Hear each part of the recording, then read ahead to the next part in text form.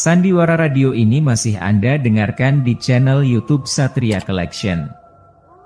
Jangan lupa tekan tombol like dan subscribe.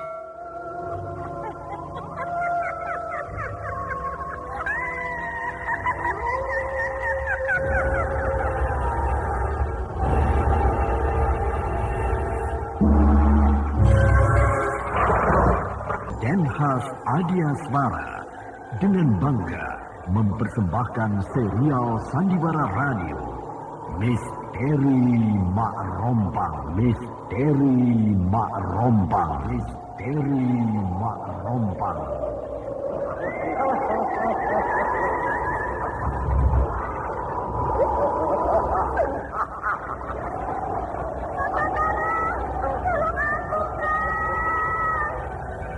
Cepat kemari Wulan. Mak Rompang, kisah bangkitnya kembali setiap 200 tahun. Seorang anak manusia yang dapat berganti wajah dan wujud. Terkadang menjadi seorang gadis cantik teramat cantik. Terkadang menjadi seorang nenek tua renta buruk rupa yang selalu menimbulkan prahara dan malapetaka mengerikan bagi umat manusia.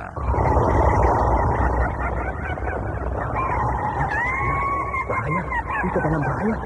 Sina, cepat tinggalkan tempat ini. Tunggu Kamila, aku mau menutup warung dulu. Jangan pikirkan warungmu, pikirkan nyawamu. Menjauh, tuk-tukal sudah menjauh. Aku pintu berhala panas. Tuk-tukal ada di mana, Wina? Tuk-tukal berada di jalan bagus. Ini semua. Ini semua dari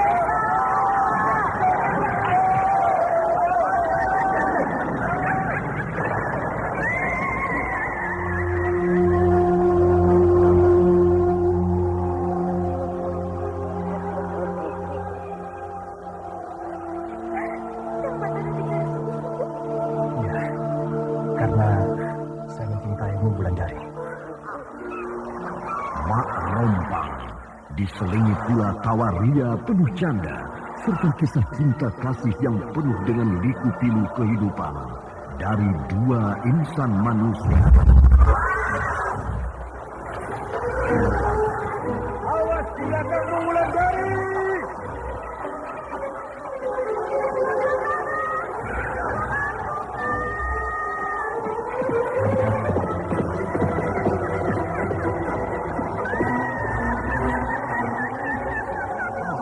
Celaka, Wulandari dibawa lari Mak Rompang. Lihat.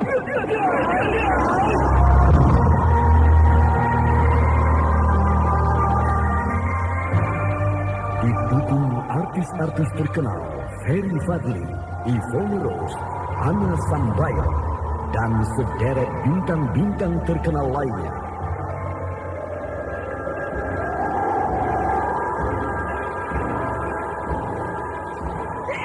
Benar, Aning. Suara lonceng siluman itu terdengar di kejauhan, Aning. Lebih baik aku mati diterkam lonceng itu daripada aku menerima penghinaan seperti ini.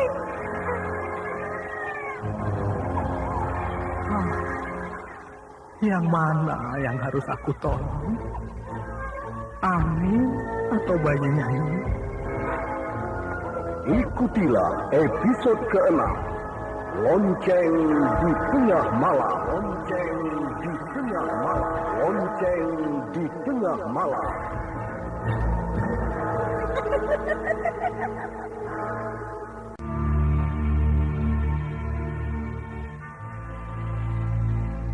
Naskah buah karya Asmadi Syafar.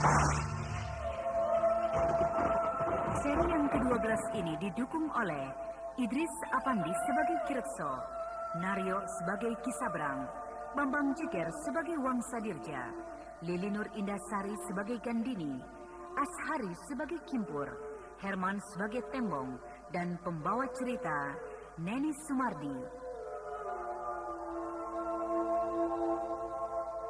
Teknik dan montase Indra Mahendra dengan sutradara Denny Denhas.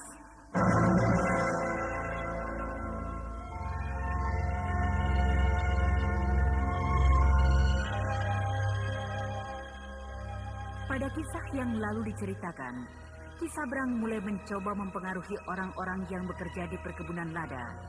Dia mulai menyebarkan berita bahwa sebentar lagi dialah yang berkuasa di Lubuk Mentilin itu.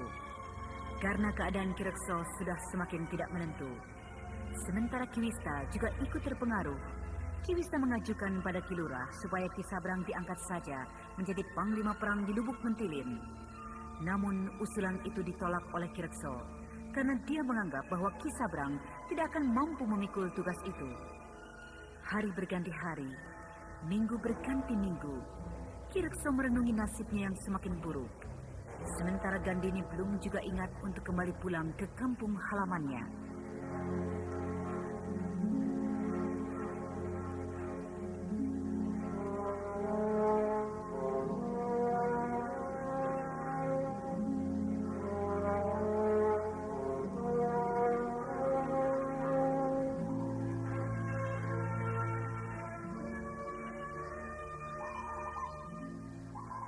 Ki Sabrang makin menggila semenjak aku beri tugas menggantikan kedudukan sebagai penguasa desa ini. Kalau aku biarkan lama-lama dia begini, pasti dia akan berbuat kesalahan. Jadi bagaimana Ki Sabrang? Kapan akan mereka bayar sewa kebun-kebunku itu? Iya, alasan mereka macam-macam Ki Lurah. Apa alasan mereka? Panen lada belum begitu bagus karena negeri masih dalam keadaan perang. Siapa bilang negeri masih dalam keadaan perang? Bukankah musuh sudah lama pergi dari batas desa kita? Iya, tapi mereka susah diajak bicara Ki Lurah. Baiklah. Jadi kapan mereka akan bayar sewa kebun-kebunku itu? Kata mereka nanti pada panen berikutnya. Panen berikutnya? Lalu bagaimana cara aku membayar upeti pada kerajaan? Iya, kalau Ki Rekso tidak keberatan, biar saya pinjamkan untuk pembayaran upeti kerajaan. Apakah Ki Sabrang punya uang simpanan? Iya punya, walau tidak banyak. Tapi kalau hanya untuk membayar upeti, ya cukuplah uang simpanan itu. Baiklah. Kapan Ki Sabrang bisa pinjamkan padaku? Kapan Ki Rekso perlu? Akan saya beri. Besok, bisa? Kenapa harus besok? Karena ada orang yang akan berangkat ke kota raja. Apalagi kota raja sudah menagih terus. Karena kerajaan kekurangan dana untuk menghadapi perang dengan Singasari. Kurang dana? Iya. Pasukan Singasari sudah banyak menguasai wilayah kerajaan. Sehingga pendapatan kerajaan sudah semakin sedikit. Oh, begitu. Jadi, bisa besok pagi aku terima pinjaman Ki Sabrang itu. Akan saya usahakan Ki Rekso. Terima kasih. Ki Sabrang memang seorang sahabat yang baik. Di dalam keadaan sulit seperti ini, hanya Ki Sabrang yang bisa menolongku. Ya, sejak dulu kan bersahabat Ki Lurah kita. Ya.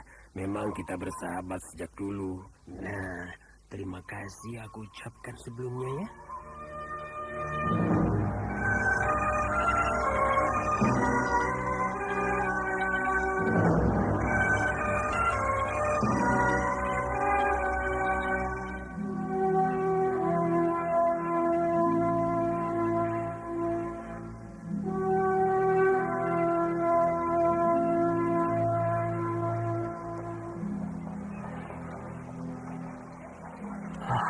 Semakin hari, aku semakin tidak diperhatikan oleh Gandini.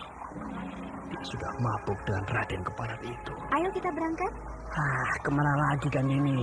Bukankah kita sudah janji pada Den Wangsa bahwa kita akan datang siang ini ke rumahnya? Pergilah sendiri. Aku sedang malas keluar. Nanti apa kata Den Wangsa kalau kau tidak datang? Bilang saja aku sedang tidak enak badan. Baiklah. Tapi kau jangan kemana-mana ya, supaya aku tidak susah mencarimu. Ya.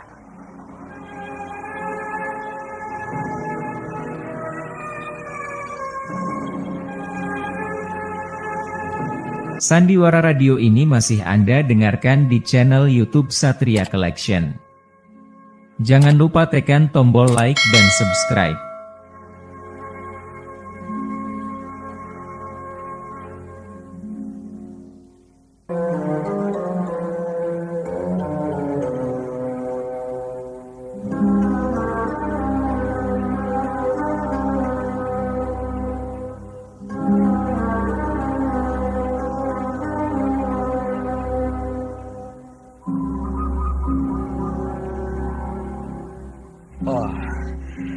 Sudah sore kau baru muncul, Gandini? Maaf, Den. Saya agak repot. Itu sebabnya saya baru bisa datang sore begini. Repot kenapa? Bukankah sudah aku sediakan semua keperluanmu? Rumah? Tidak usah kau pikirkan. Aku yang membayar sewa rumah itu setiap bulan. Kau tinggal sebut kebutuhanmu. Maka kebutuhan itu akan segera datang. Ya, kebutuhan wanita kan berbeda-beda, Den. Aku tidak yakin itu. Kau pasti repot dengan babi kampungmu itu kan? Babi kampung? Yang mana? Itu kawanmu yang bernama Tembong. Oh, dia. Kenapa Dan Wangsa mengejeknya babi kampung? Karena dia itu tolol. Bukankah babi manusia seperti itu? Lalu, saya harus bagaimana? Ya, suruh saja dia pulang ke kampungnya supaya tidak merepotkanmu. Kalau dia pulang, kawan saya nanti siapa? Gandini, bukankah di kota raja ini kau sudah banyak kawan? Dan aku? Bukankah aku adalah kawanmu yang paling dekat denganmu? Yang paling baik denganmu? Iya, tapi saya kan tidak bisa membuang kawan yang saya bawa dari kampung. Ya, terserah kaulah. Asal kau tidak repot karena babi kampung itu. Ya tidak, kenapa harus repot? Kenapa kau diam, Gandini? Tadi Tembong bilang dia minta maaf karena dia tidak bisa datang sore ini karena dia agak sakit. Aku berharap dia tidak usah datang sore ini. Karena yang aku butuhkan adalah kedatanganmu, Gandini. Oh, begitu? Ada apa kiranya, Den? Aku mau bicara berdua saja denganmu. Ada apa kira-kira, Den? Aku mau bicara masalah kita berdua. Masalah kita berdua? Ya. Apakah kita punya masalah, Den Wangsa Dirja? Apakah kau tidak merasakannya, Gandini? Maaf, Den. Saya tidak mengerti maksud pembicaraan Raden. Gandini. Iya, Den. Sejak pertama aku melihatmu, beberapa bulan yang lalu, aku sudah merasa bahwa kaulah calon istriku. Hah? Apakah saya tidak salah dengar? Wangsa Dirja tidak pernah bicara salah, Gandini. Apa yang aku ucapkan adalah kenyataan yang sebenarnya. Bagaimana? Bersediakah kau jadi istriku? Tawaran ini membuatku takut. Takut bersuamikan seorang anak bangsawan. Karena aku hanyalah anak seorang kepala desa. Rasa-rasanya aku tidak pantas untuk mendampingi hidup dan Wangsa Dirja ini. Dia terlampau baik. Kebaikan ini saja aku sudah takut. Takut tidak bisa membalasnya di kemudian hari. Gandini, kenapa kau diam? Jawablah. Katakanlah iya. Saya takut. Kenapa harus takut? Aku mengawinimu bukan untuk membunuhmu, tapi akan membahagiakanmu. Jadi kau tidak perlu takut. Saya malu. Malu? Kau ini aneh. Kalau kau tahu, ratusan gadis di kota raja ini menunggu kesempatan supaya aku mengucapkan kata-kata tadi. Tapi mereka tidak pernah bisa mendapatkannya. Sedang kau sudah mendengarnya sendiri, bahwa kau akan aku ambil jadi istriku. Kenapa kau jadi takut? Bukankah itu sebuah karunia bagimu? Saya takut karena saya bukan berasal dari keluarga bangsawan. Orang tua saya hanya seorang kepala desa. Aku sudah tahu siapa orang tuamu, Gandini. Si Kimpur sudah aku suruh ke Lubuk Mentilin. Kimpur? Iya, Den. Sini kamu. Iya, Den. Den Wangsa memanggil saya. Nah, sekarang ceritakan pada Gandini. Apa yang kau ketahui tentang desa Lubuk Mentilin selama kau di sana?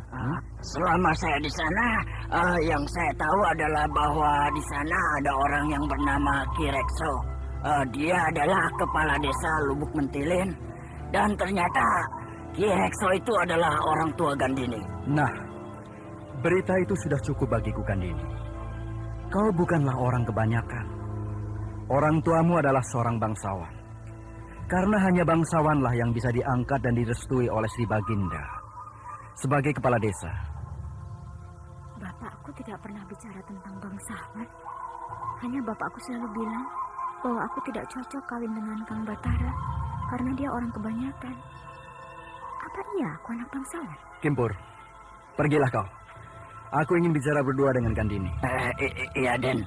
Permisi, Den.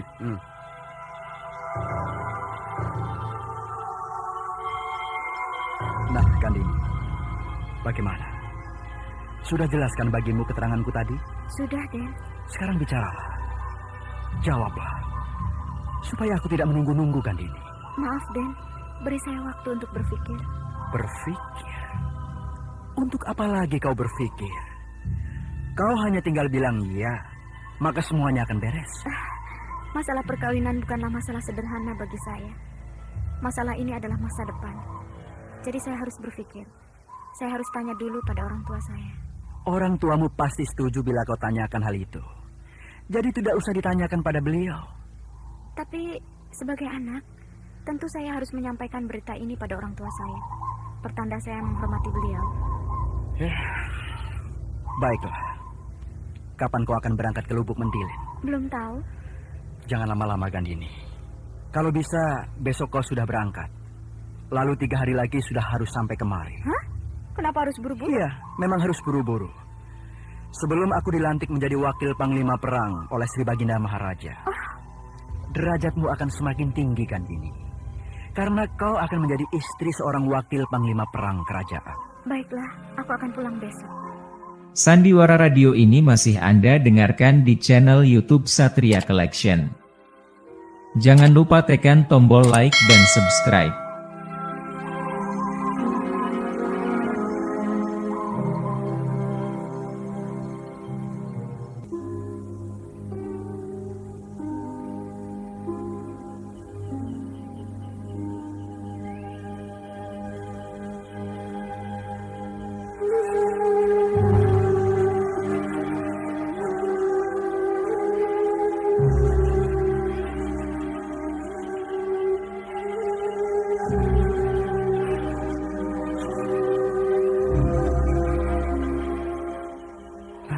Setiap malam aku berdekatan dengan Gandini. Setiap malam aku tidur tidak begitu jauh dari Gandini. Tapi aku tidak menyentuhnya pada sebentar. Ya, nasib. Semakin hari, semakin jauh jarakku dengan dia.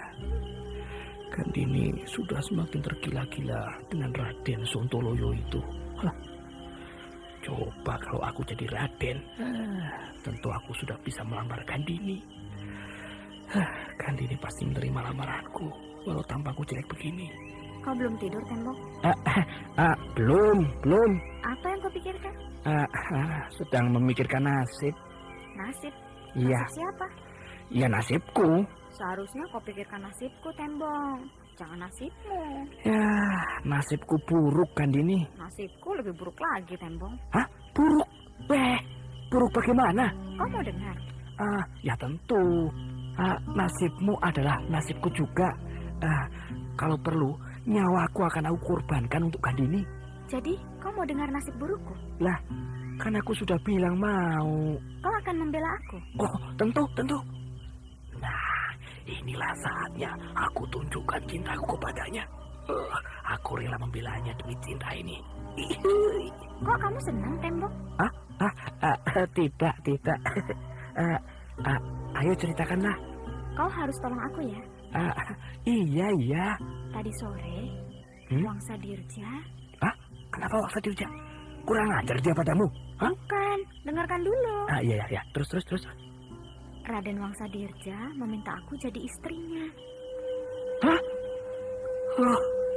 Bencana. Jadi, bagaimana itu, Tembong?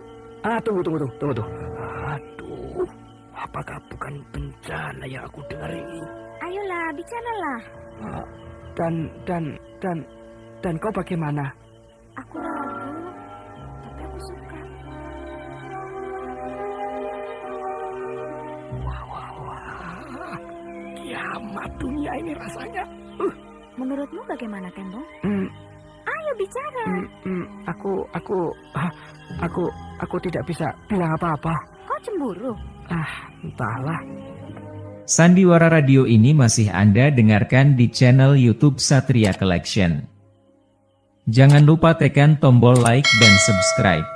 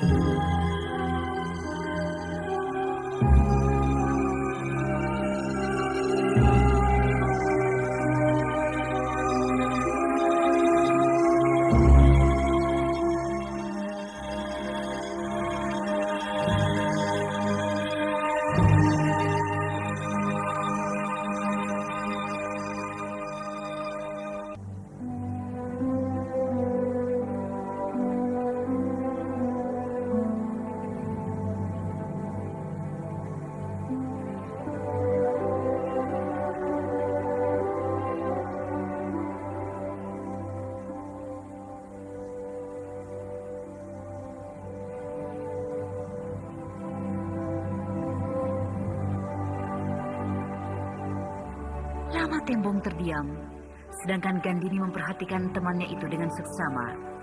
Di dalam benak Tembong terbayang bagaimana Gandini menjadi istri Wangsa Dirja. Bagaimana gadis itu akan memandangnya nanti.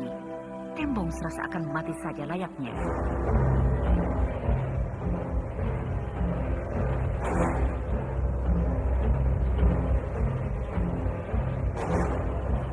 Nah, saudara pendengar yang berbahagia, bagaimanakah kisah ini selanjutnya? Untuk mengetahui jawabannya, ikutilah terus serial Sandiwara Radio ini. Sampai jumpa.